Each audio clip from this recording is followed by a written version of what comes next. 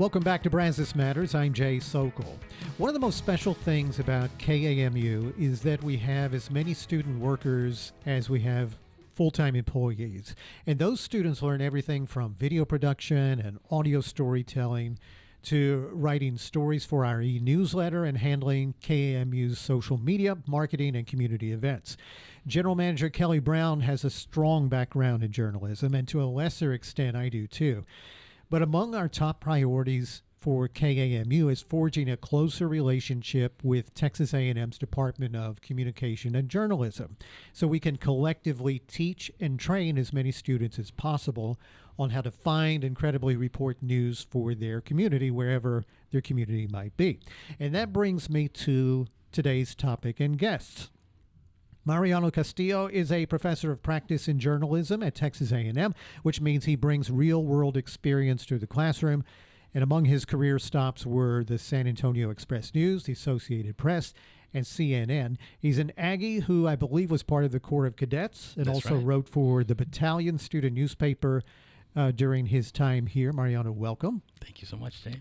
And Avery Foster is a senior journalism major from Pasadena who you may know from some recent episodes of Brazos Matters.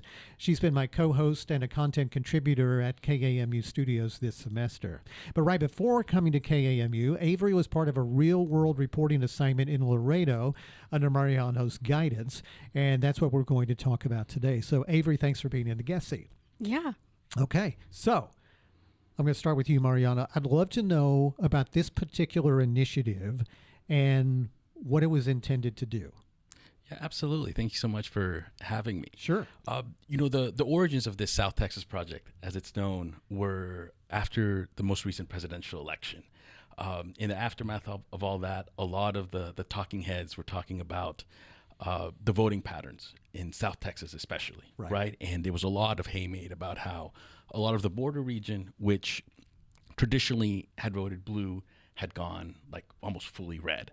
And of course, those of us who live here knew that it wasn't something that happened just all at once, right? There'd been a pattern over time. The Republicans have had a lot of increasing success in winning a lot of those counties in South Texas.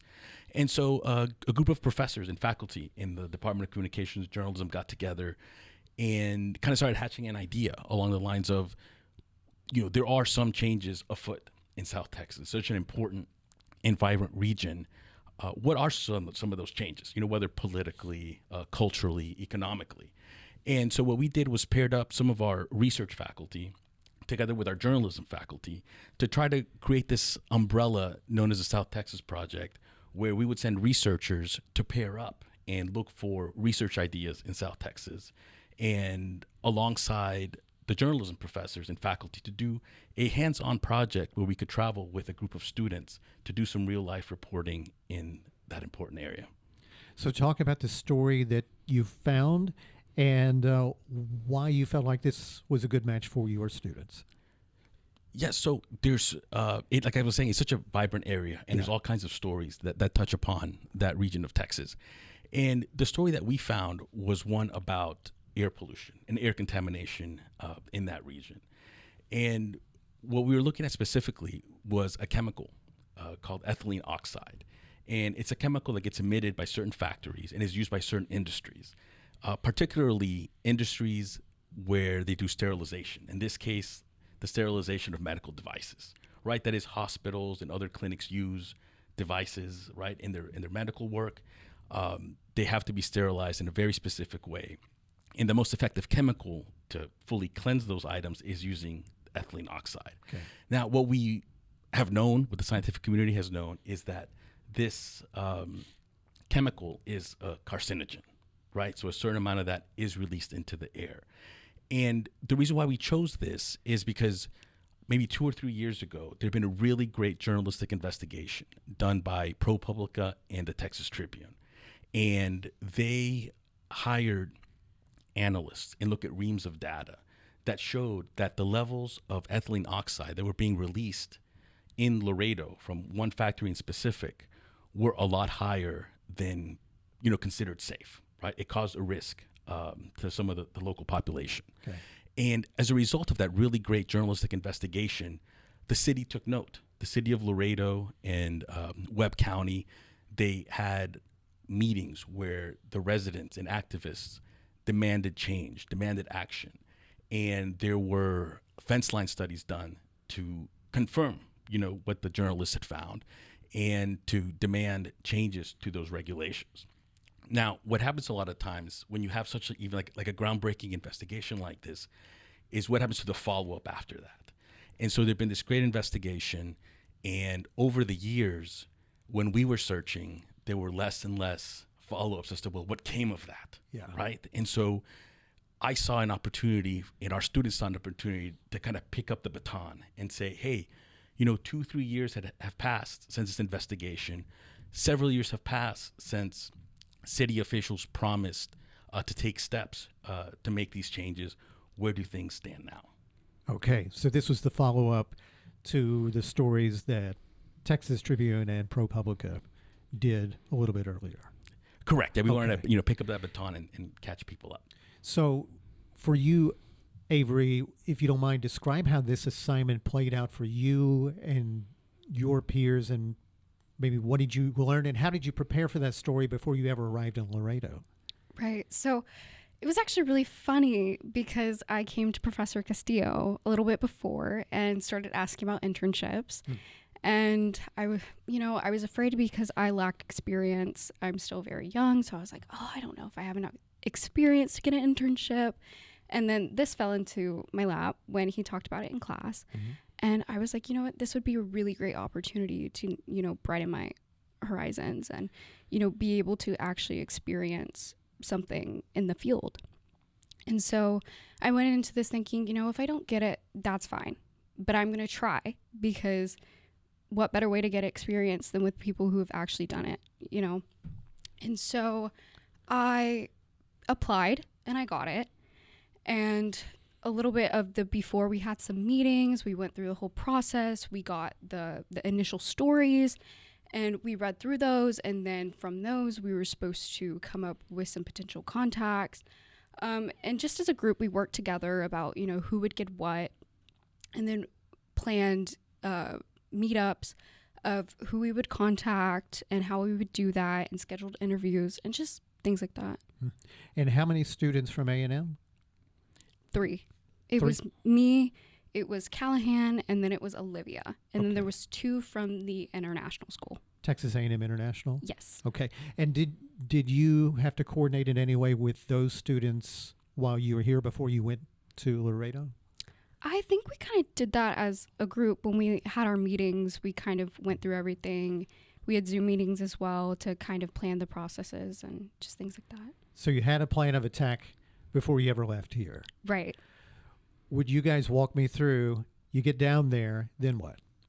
Yeah, I think that one of the really neat things about this project was that chance that our students had to work with students who live in Laredo, right? Who go to Texas A&M International University. It's great for us, from College Station to go down there and, find a story that we find interesting and report on it. But it's so much stronger when you're working with people who live there and are invested in that community. And, as Avery was saying, a lot of the pre-work was that, when we were having these brainstorming sessions where we'd come up with, politicians and activists, experts, and, families, who believe they have been affected by the contamination. And the process of, just whole journalistic work of, setting up pre-interviews and phone calls and everything. You mentioned that, as a professor of practice, I come to A&M with a lot of that professional experience, and I miss it sometimes. And boy, it was a lot of fun. It was a lot of fun to get to drive down there and to share it with these students.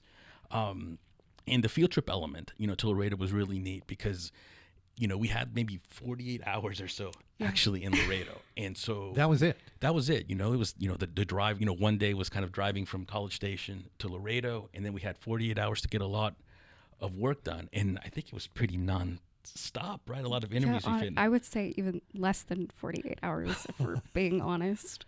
But I'm sure you had a pretty tight schedule. Like, we're going to talk to this person to interview. We're going to interview this person and this. You had things probably laid out pretty meticulously, right? Mm-hmm. Oh, sure, we did. I think we knew that as soon as we got there, we were going to visit some researchers at the Rio Grande Institute for International Studies. Yeah. They were some of the activists involved in this, and I think things got tricky when some of the people that we planned to talk weren't as available as Canceled. we would have wished. Right? Well, wait, tell me Yeah. about that. As we were driving down there, actually, we had our city official cancel on us. I think we were 2 hours out from having the interview, and we got a call saying that she couldn't. She had, pre-existing, commitments, and she needed to reschedule. Was this city staff or city council? Council. Oh, okay. So an elected official had said, yes, I will talk to you.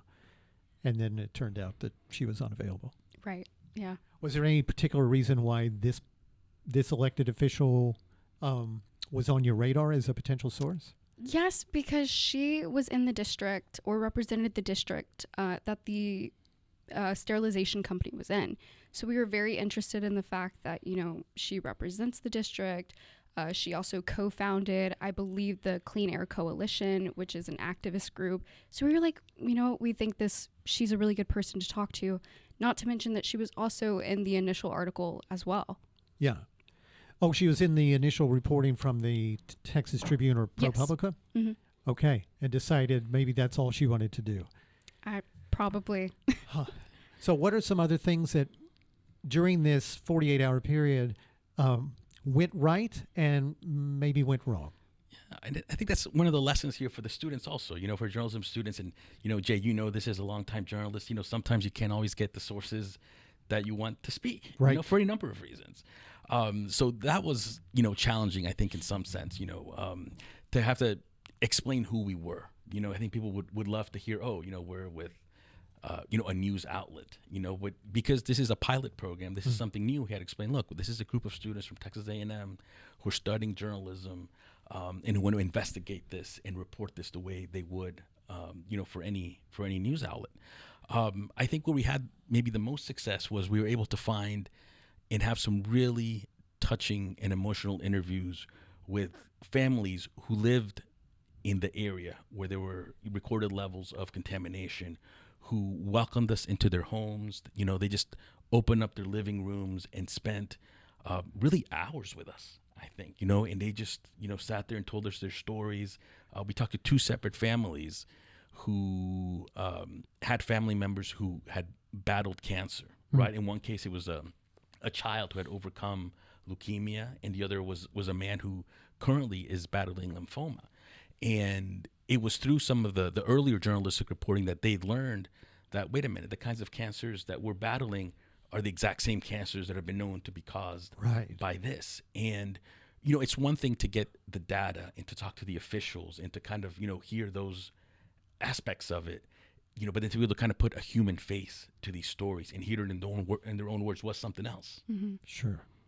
If you just tuned in, I'm Jay Sokol. You're listening to Brazos Matters. I'm visiting with Texas A&M Journalism Professor of Practice Mariano Castillo and Senior Journalism Major and KAMU student content contributor Avery Foster about a reporting assignment that focused on increased cancer rates around a medical device sterilization plant in Laredo.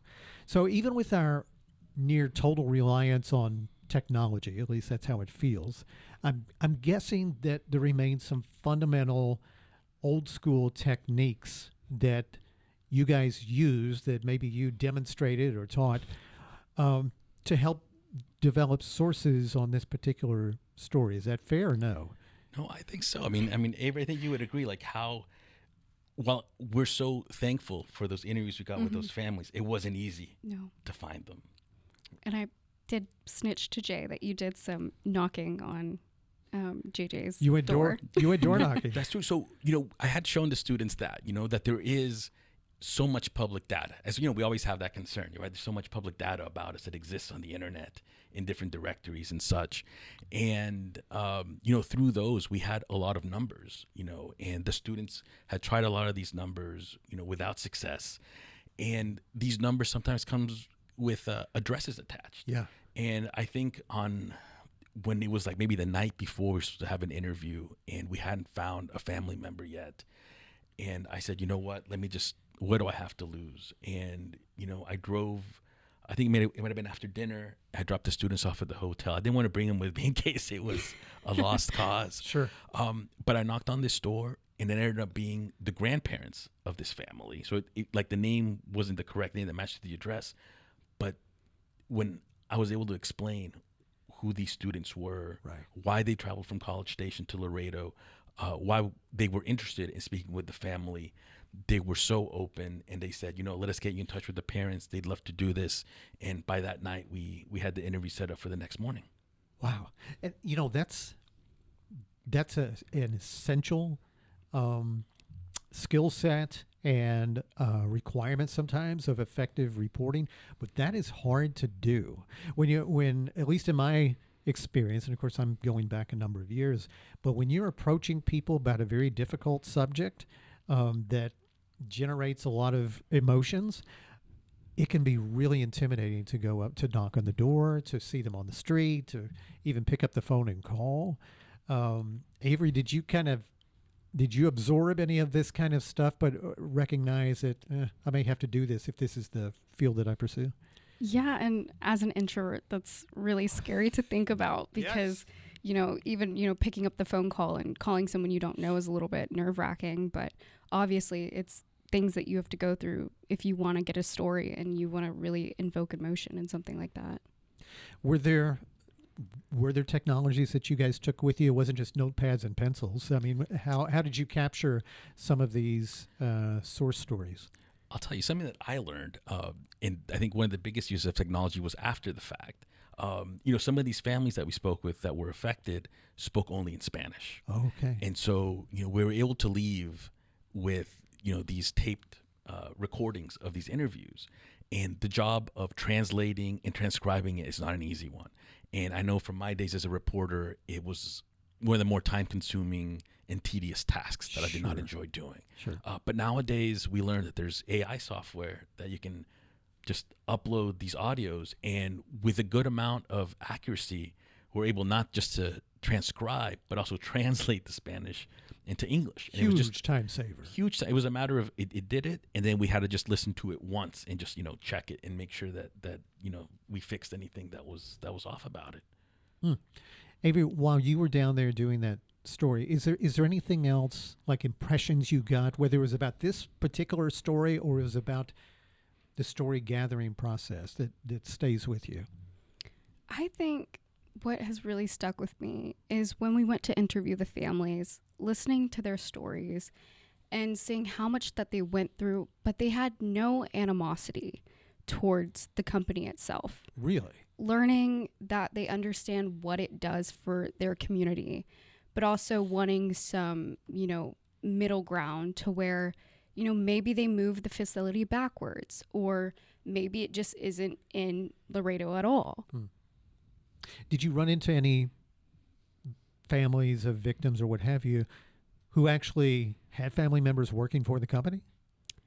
I don't think so. I don't think we ever got to that point. No, I don't think so either. Okay. And I think there's other interesting thing about, going out there and interviewing everyone is that we knew that the story assignment was, let's update the community about where, what has happened, to this case, right, since the last couple of years. And we had that general kind of directive, but we didn't know 100% which direction it was going to take us. Right. And that's one of the things that impressed me most about the students and their ability to kind of suss out from all the interviews what the most important stuff was, right? Because I was present for some of it to help with translations, but most of it was 100% student run. Yeah. And then they were able to pull out the main kind of thesis of the story, which is that these activists about a year ago were celebrating a kind of victory because the EPA did come out and say, you know what, you're right, this chemical ethylene oxide, it's being emitted at a concentration that's too high. And so the EPA said there is a new final rule. That's what they call it, final, right? A new final rule. There's going to be new restrictions on how much of this can be emitted into the atmosphere. Right. And it would mean maybe up to a 90% reduction for some of these factories, including the one in Laredo. And what the students learned through their interviews is that along with that change in administration, we got a new EPA administrator, Right. who's rethinking a lot about this, right? There is an ethylene oxide sterilization organization, right, that lobbies for the safe use of ethylene oxide, and from where they sit, they've never broken the law, right? That's what the company says. They've always been within legal limits, in that they find the new restrictions too onerous, right? That they would be, too restrictive. It would hurt their business. They would not be able to do what they do. Right. And the EPA under new leadership has been very open to listen to that. And so what, to the activists at least, seemed like a victory a year ago, they might not see any changes. Things are now tied up in courts. There's, delays and pauses in all this. Mercy. So, for both of you, why is an initiative, kind of this real-world assignment like this, important for Texas A&M journalism and for journalism majors? Either one of you. Yeah, no, I can start. So, when Professor Dale Rice is the one who kind of spearheaded this, for our side in the Department of Communications and Journalism, and one of the things that he said that I think was right, that this kind of goes and speaks to our mission as a land-grant university, right? And these are areas, in South Texas that are news deserts, right? That means that there's not many, or in some cases not any at all, news outlets to cover these local communities, and we are doing a service by being able to fill in some of those gaps. And I think South Texas is it was a great pilot program, and I hope we do it again, this coming semester and next, and go back to that area. But we're already thinking ahead, based on the success of this initial program, about a future where we can do this kind of work around here, right, around Brazos County. There are news deserts not that far from us in a lot of the surrounding counties. Sure. The Medill School at Northwestern has a very good, news deserts map, and it shows that a lot of counties near where we are here in Aggieland do not have many news outlets and very few journalists. I would love to see in the future our journalism department doing similar projects in our own backyard, where we can find stories and help fill in some of those gaps. Right. Avery, for you, valuable? Yeah, I think it's important, especially for the department, since we just got the journalism school back about 2 years ago, and we're still kind of, building up, what it used to be, is everyone, or especially students, I think we have this preconceived notion of what journalism is and what it's like to write a story. But unless you go through the process of, finding the contacts, is there initial articles, interviewing people, that, post-production process of it all, the writing, the getting quotes, all of that, you really don't know what it is until you do it. Right. Because I went in, thinking that I was just shadowing. I wasn't actually going to do anything. But then when I got there, I was like, thank goodness I'm actually getting experience, because this is going to help me when I do it for real. Yeah, absolutely. Okay, Mariano, what is the next assignment for your students that is similar to this? No, that's a great question. And as the fall semester comes around, I think it's a good time for us to gather a new group of students and to start brainstorming. I think in South Texas, and like I said, I hope hopefully in our backyard as well, around this area. Yeah. And do you know if there is any desire by the journalism folks to find ways to do more of this sort of thing, but to do it at scale? Because instead of doing it by the 2s and 3s, doing it by greater numbers. Oh, I think that'd be great. I think we're right now in a moment of growth, and we're a very ambitious department right now. There's a lot of things that we want to accomplish and do. And I think as we're finding our footing, there will be an opportunity, to find, benefactors who want to help us achieve these things and make more of this possible. With the last few minutes that we have here, Mariano, I'm curious, because of your experiences where you have spent a lot of your career, what advice are you able to give your students in terms of the future of the journalism profession? Because clearly it has changed a lot from when you and I started to where it is now. But what kind of advice are you giving? What vision do you have? Right. I mean, I wish, I had a crystal ball to say exactly what it's going to look like, but we know which direction it's been going, and we know that there's a lot less working journalists than there were, when I first started and when you first started. And so, what I stress to students is that this is such an important career path. And, the world needs journalists, maybe now more than ever. Yes. And there's not a lot of those jobs, but I encourage them, when we're in the classroom, to study journalism, and always obviously keep in mind that the skills that we teach are transferable to all kinds of careers, right? You don't have to think purely in terms of, digital or broadcast or online. But I do encourage all my students that even if you think that, your goal further down the line might be law school or advertising or marketing, Texas A&M is they do such a great job here of stressing the importance of service. And I think it's a great service for, our young people to consider, who have these skills, to consider working as journalists, in local newsrooms for 2 or 3 years. Right. And, they might find they really love it and grow and do great things in that field, or, do your 2-3 years and then move on to other places as well. And AI can't knock on the door to a family member to get an interview, right? So I assume that you guys are embracing, as a department, how AI can be helpful with reporting and other requirements of the profession, but it's got to be a good marriage of human effort and whatever the machines can do. No, absolutely. AI is good at a lot of things, including summarizing news, but it summarizes from material that's already out there. Yeah. Right. And for example, there's plenty of material out there about national politics, international issues, that kind of stuff. But what I'm talking about here is, it's local news, our local communities. And there's not a lot of material there for even AI to grab and summarize. So it's a real area of opportunity and a real necessity, I think. Yeah, AI is not going to go sit in the city council meeting or in the school board meeting or anything like that. You need good, trained, qualified people to go in and then report to the rest of us what's going on. Yes, no, and we feel very fortunate in this department to have such strong students, like Avery and Callahan Mitchell, Olivia Biggs, who traveled with us, and our 2 partners from Texas A&M International University, Sean Jimenez, who took some great photos for this project, and David Perez, who's one of the authors on this. Yeah.